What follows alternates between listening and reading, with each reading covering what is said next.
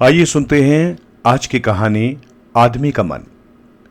बनारस नामक नगर के राजा थे देवदत्त। उनके दो पुत्र थे। महाराज दोनों को ही समान रूप से प्यार करते थे। समय आने पर महाराज ने बड़े पुत्र को युवराज घोषित कर दिया। छोटा पुत्र अस्त्र शस्त्र विद्या में पारंगत था। राजा ने घोषणा की कि वो देश का भावी सेनापति होगा। इसी प्रकार समय बीतता रहा। सभी अपने अपने कर्तव्यों का पालन करते रहे। एक दिन महाराज देवदत्त की मृत्यु हो गई। तत्पश्चात राज परिवार और मंत्रिमंडल ने महाराज की इच्छानुसार बड़े राजकुमार का राज्याभिषेक कर उसे सिंहासन सौंपना चाहा। किंतु बड़ा राजकुमार कुछ दूसरी ही प्रवृत्ति का था। वो सीधा साधारण जीवन जीने का इच्छुक था। दूसरे वो अपने छोटे भाई से अथाह प्रेम रखता था। अतः स्नेहवश उसने राजा बनना स्वीकार न किया और अपना अधिकार अपने अनुज भ्राता को देने की घोषणा कर दी। मंत्रियों आदि ने उसे बहुत समझाया और महाराज की अंतिम इच्छा का स्मरण कराया, मगर बड़ा राजकुमार राजी न हुआ। तत्पश्चात छोटे राजकुमार का राज्याभिषेक कर दिया गया। दरअसल राज सत्ता के प्रति उसके मन में विरक्ति उत्पन्न हो गई थी। उसे लगता था कि वो स्वतंत्र नहीं है। वो एक आम आदमी की भांति जीना चाहता था, जिसमें पूरी स्वतंत्रता हो। अतः उसने अपना नगर छोड़ दिया और एक दूसरे नगर में जाकर एक सेठ के यहां साधारण मनुष्य की भांति नौकरी करने लगा। वो नगर भी हालांकि उसके राज्य की सीमा में था, मगर कुछ दूर। वहां जाकर बड़े राजकुमार अनुव्रत ने अपना परिचय गुप्त ही रखा था, किंतु सत्य कभी छिपता नहीं। अतः कुछ दिनों बाद ही सेठ को हकीकत पता चल गई। ये ज्ञात होते ही उसके यहां नौकरी करने वाला व्यक्ति राजपुरुष है। उसका अनुव्रत के प्रति व्यवहार ही बदल गया। अब उसकी कोशिश यही होती कि अनुव्रत से किसी प्रकार का काम न लेना पड़े। एक बार अनुव्रत को पता चला कि राज्य कर्मचारी संपत्ति आदि पर लगान बढ़ाने के लिए सभी की जमीनों की नए सिरे से मापजोख कर रहे हैं, जिससे सेठ अत्यधिक परेशान था। तब राजकुमार अनुव्रत ने सोचा कि इस सिलसिले में उसे अपने स्वामी की कुछ सहायता करनी चाहिए। अतः उसने अपने छोटे भाई महाराज सुरव्रत के नाम इस आशय का एक पत्र लिख दिया कि मैं पिछले बहुत दिनों से अमुक सेठ के यहां अमुक गांव में सुखपूर्वक निवास कर रहा हूं। अतः मेरी इच्छा है कि तुम उस सेठ का लगान माफ कर दो। छोटे भाई ने पत्र मिलते ही भाई की इच्छा पूर्ति का आदेश जारी कर दिया। सेठ को जब पता चला कि राजकुमार अनुव्रत ने गुप्त रूप से उस पर यह उपकार किया है, तो वो बहुत खुश हुआ। अपना प्रभाव जमाने के लिए उसने लोगों में इस बात का प्रचार भी किया, साथ ही राजकुमार के दयालु स्वभाव की भी खूब प्रशंसा की। अब क्या था, बहुत से लोग लगान माफ करने की अर्जियां लेकर राजकुमार अनुव्रत के पास जा पहुंचे। राजकुमार अनुव्रत बड़ा ही दयालु प्रवृत्ति का था, अतः उसने किसी को भी निराश नहीं किया। सबके लिए राजा से लगान माफी की अपील कर दी। उधर छोटे भाई ने राजस्व हानि के बाद भी बड़े भाई का सम्मान बनाए रखने के लिए उन सभी के लगान माफ कर दिए। अब तो उस क्षेत्र के सभी लोग बड़े राजकुमार के भक्त हो गए। वे उसे बड़ा राजा कहकर संबोधित करने लगे और मुनासिब कर एवं नजराने आदि भी उसकी सेवा में पेश करने लगे। इस प्रकार उस क्षेत्र में अनुव्रत की अखंड सत्ता स्थापित हो गई। वो सर्वसम्मति से वहां का राजा बन गया। कैसी विडंबना थी! कल जिस राज सुख को उसने स्वयं त्याग दिया था, आज उसी राज सुख को पाकर वो फूला न समा रहा था। किसी ने सच ही कहा कि आदमी का मन बदलते देर नहीं लगती। कुछ साल बाद उसने छोटे भाई को एक पत्र लिखा कि इस प्रांत पर अब मेरा ही शासन होगा। छोटा भाई तो उसका भक्त था। बड़ा राम भले न बन सका, मगर छोटा बिल्कुल लक्ष्मण की भांति था। उसने हंसी खुशी वहां का शासक स्वीकार कर लिया। किंतु इंसान की तृष्णा सुरसा के भूख की भांति बढ़ती जाती है। कुछ दिन के बाद बड़े भाई के मन में आया कि अपनी सीमाओं का विस्तार करे। लिहाजा उसने आसपास के प्रांतों को भी अपने अधिकार में ले लिया। छोटे भाई ने उन प्रांतों पर भी उसकी सत्ता स्वीकार कर ली। ज्यों-ज्यों उसकी मांगें पूरी हो रही थी, त्यों-त्यों उसकी इच्छाएं भी बढ़ती जा रही थी। अब उसकी इच्छा थी कि पूरा राज्य ही उसके अधिकार में हो। उसे शंका थी कि छोटा भाई आसानी से संपूर्ण राज्य न छोड़ेगा। इसलिए अपने राज्य के समस्त आदमियों को लेकर उसने बनारस पर धावा बोल दिया। भारी भीड़ देखकर वो राजद्वार पर पहुंचा।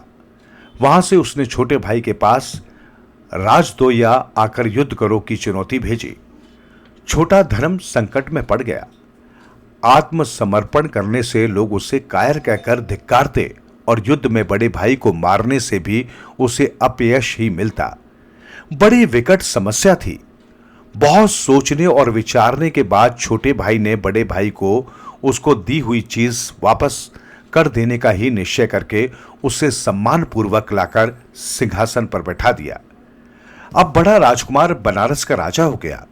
एक एक करके उसकी सभी लालसाएं पूरी हो गई, फिर भी तृष्णा नहीं बुझी। अब उसके हृदय में एक से बढ़कर एक लालसा उत्पन्न हो रही थी। राज्य करने के लिए अब उसे अपना देश छोटा दिखाई देने लगा। अब उसके मन में एक नई इच्छा ने जन्म लिया कि आसपास के राज्यों को जीतने में लग गया। यही उसका रोज का काम हो गया। जो भी इच्छा उसके मन में उठती वो उसे पूरे करने में लग जाता। अपने सामने वो किसी दूसरे का ऐश्वर्य नहीं देख सकता था। दिन प्रतिदिन न केवल उसकी प्रवृत्ति बदल रही थी, बल्कि उसकी तृष्णा भी बढ़ती जा रही थी। राजा इंद्र उस राजा की बढ़ती हुई तृष्णा को देखकर बहुत दुखी हुए। एक दिन वो शुभ संकल्प करके ब्रह्मचारी के वेश में राजा के पास पहुंचा और उसे एकांत में ले जाकर बोला, महाराज, मैं 3 ऐसे नगर देखकर आया हूं जहां बहुत अधिक संपत्ति है। वहां तो घर घर में सोना बरसता है। उन नगरों को जल्दी अपने अधिकार में कर लो। ऐसा सुनते ही राजा का लोभ बढ़ गया और वो लोभ में अंधा हो गया। वो जल्दी से जल्दी चढ़ाई करने के लिए बेताब हो उठा। ब्रह्मचारी इतना कहकर चुपचाप बाहर चला गया। राजा को उसका नाम पूछना भी ध्यान नहीं रहा, क्योंकि उसका मन तो कहीं और लगा हुआ था। उसने मंत्रियों को बुलाकर कहा, मैंने अभी अभी एक ब्रह्मचारी से सुना है कि कहीं पर 3 बहुत ही संपन्न नगर हैं। वहां अनंत संपत्ति है और घर घर सोना बरसता है। ऐसे विलक्षण नगरों पर तो जल्दी से जल्दी हमारा स्वामित्व होना चाहिए। जल्दी से जल्दी सेना तैयार करो। ब्रह्मचारी के बताए नगरों को मैं फौरन जीतना चाहता हूं। मंत्री ने पूछा, महाराज, वे नगर कहां हैं? राजा चौंक कर बोला, ये तो मालूम नहीं, किंतु वो ब्रह्मचारी जानता है। वो उन्हें अपनी आंखों से देख आया है। उसी से पूछो, वो बाहर खड़ा होगा। मंत्री ने बाहर जाकर ब्रह्मचारी को बहुत ढूंढा, लेकिन वो नहीं मिला। लौटकर वो राजा के पास आकर बोला, महाराज, वो तो न जाने कहां चला गया। सारे नगर में ढूंढने पर भी उसकी कोई पता नहीं चला। राजा को लगा मानो उसके ऊपर पहाड़ आकर गिर गया है। वो छटपटाता हुआ बोला, अब क्या होगा? उन नगरों की बात सुनकर मैं इतना स्वार्थी हो गया कि मैंने ब्रह्मचारी से आगे कोई बात न की और न ही मैंने उनका स्वागत सत्कार किया। शायद इसलिए वो रुष्ट होकर चले गए। हे भगवान, 3 स्वर्ण नगर मेरे हाथ आ जाते, अब मैं उन्हें ढूंढने कहां जाऊं? मैंने उनका पता भी नहीं पूछा, अब वे कैसे मिलेंगे? इसी तरह पछताता हुआ राजा चिंता और शोक में डूब गया। 3 नगरों की याद आते ही उसके हृदय में शूल चुभने जैसी पीड़ा होने लगी थी। इस दुख में न तो उसे नींद आती, न खाना पचता। धीरे धीरे मानसिक पीड़ा के कारण उससे भयंकर अतिसार हो गया। वैद्यों ने बहुत इलाज किया, लेकिन सब बेकार। बीमारी बढ़ती ही चली गई। उन्हीं दिनों बौद्धिस्थ तक्षशिला से आयुर्वेद की शिक्षा दीक्षा लेकर लौटे थे। राजा की असाध्य बीमारी का हाल सुनकर वे अपनी इच्छा से उसकी चिकित्सा करने गए। उन्होंने राजद्वार पर खड़े होकर राजा के पास संदेश भेजा। राजा पीड़ा से बहुत व्याकुल था, किंतु उसे किसी अनुभवहीन चिकित्सक से चिकित्सा करवाना मंजूर न था, जबकि पीड़ा से मुक्ति पाने की उसकी प्रबल इच्छा थी। डूबता हुआ व्यक्ति तिनके का भी सहारा ढूंढता है। राजा ने नए चिकित्सक को बुलवा लिया और कहा, युवक, सभी वेदों ने इस असाध्य कह दिया है, अब तुम व्यर्थ का प्रयत्न न करो, मैं नहीं बचूंगा। बोधिसत्व ने धैर्यपूर्वक कहा, महाराज, घबराने की बात नहीं है, उचित प्रयत्न से असाध्य भी साध्य हो जाता है। आप कृपा करके ये बताएं कि ये रोग आपको कब और कैसे हुआ। राजा पीड़ा से कराहता हुआ बोला, अरे अनाड़ी वैद्य, रोग की कहानी सुनकर क्या करोगे, सीधे साधे दवा बताओ। बोधिसत्व ने कहा, महाराज, रोग के संबंध में सारी जानकारी मालूम होने पर ही उसकी अचूक दवा दी जाती है। रोग के मूल को खोजकर उस पर प्रहार करने से वो सहज ही निर्मूल हो जाता है। उन 3 नगरों के हाथ से निकल जाने का जो शोक राजा को हुआ था, वो उसका हाल सुनकर बोला, वैद्य जी, उसने मेरे दिल में ऐसा धक्का लगा दिया कि मैं टूट गया। मैं दिन रात उसकी फिक्र में घुलने लगा और धीरे धीरे मेरा स्वास्थ्य बिल्कुल नष्ट हो गया। आज भी हर पल मन में वही चिंता समाई रहती है। अपनी हानि का मुझे ऐसा शोक है कि मैं बता नहीं सकता। उसकी पूरी व्यथा सुनकर बोधिसत्व ने पूछा, महाराज, ये बताइए कि क्या इस तरह चिंता करने से आप अपने भविष्य में उन नगरों को प्राप्त कर सकेंगे? नहीं वैद्य जी, अब वे कहां मिलेंगे? गया सो गया, सारा दोष मेरा ही था। लोभ में न मैंने अतिथि का उचित आदर सत्कार किया और न नगरों का दिशा ज्ञान प्राप्त किया। मैं तो फौरन ही उन नगरों को जीत लेना चाहता था, बस यही मेरी भूल थी। बोधिसत्व ने कहा, तब बेकार ही आप उनके लिए परेशान होते हैं। आपके पास सुख वैभव की कमी नहीं है, जो है उसी को भोगिए। आवश्यकता से अधिक वैभव की लालसा न कीजिए। एक व्यक्ति के लिए एक ही बिस्तर काफी होता है। वो 4 बिस्तरों पर एक साथ नहीं सो सकता, फिर एक को पाकर 4 के लिए लालच क्यों करें? जो कुछ आपके पास है वही बहुत है। अब और नगरों को लेकर क्या कीजिएगा? आपके लिए वे फालतू ही होंगे। फालतू चीजों के ऊपर अपने अमूल्य जीवन को नष्ट करना मूर्खता है। आप तृष्णा त्याग कर संतोष कीजिए, इसी से आपका कल्याण होगा। राजा कुछ कुछ स्वस्थ चित होकर बोला, अच्छा, ये सब तो हुआ, अब मेरे पेट के रोग की दवा बताइए। बोधिसत्व ने कहा, यह पेट का रोग नहीं, मन का रोग है। उसी के लिए मैंने आपको परम गुणकारी ज्ञानोदयश्री दी है।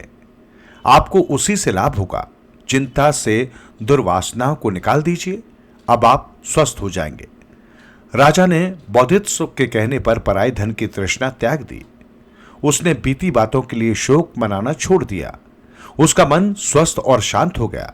थोड़े ही दिनों में रोगी राजा बिना दवा के सचमुच स्वस्थ हो गया। किसी ने सच ही कहा है कि इच्छाओं का कोई अंत नहीं होता। एक इच्छा की पूर्ति होते ही दूसरी सिर उठा लेती है, और आज का प्राणी इन्हीं इच्छाओं की भूख को शांत करने के लिए अपना जीवन गंवा रहा है। हमें इच्छाओं का दमन करना सीखना चाहिए, ताकि जीवन में सुख और शांति का अनुभव कर सके।